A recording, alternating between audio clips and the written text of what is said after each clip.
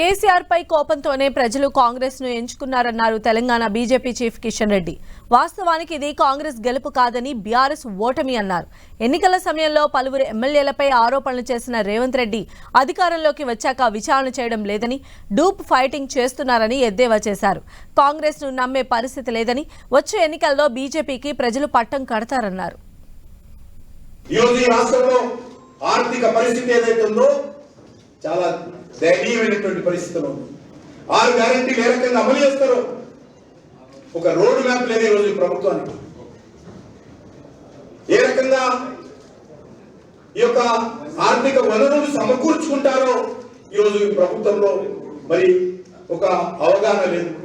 Parliament ఎన్నికల వరకు అనేక రకాలుగా ఈరోజు రేపు మాపు అంటే, ఎందుకంటే వాళ్ళ ఎన్నికల ముందు ఏం చెప్పారు, ఫిబ్రవరి 1వ తేదీ గ్రూప్ 1 పరీక్షలకు సంబంధించి నోటిఫికేషన్ ఇస్తామని అన్ని పేపర్లలో అడ్వర్టైజ్మెంట్ ఇచ్చారు, డేట్లతో సహా. ఫిబ్రవరి 1వ తేదీ అయిపోయి ఆల్మోస్ట్ 12 గంటలు అయిపోయింది. ఇంతవరకు దానికి సంగతి అధికంగా తెలియదు. కాబట్టి అనేక రకాలుగా 6 గ్యారెంటీలు కాదు, ఖచ్చితంగా గ్యారెంటీల విషయంలో ఫ్లాగ్ గ్యారెంటీలే కర్ణాటకలో లాగా తెలంగాణలో కూడా పునరావృతం అవుతుంది.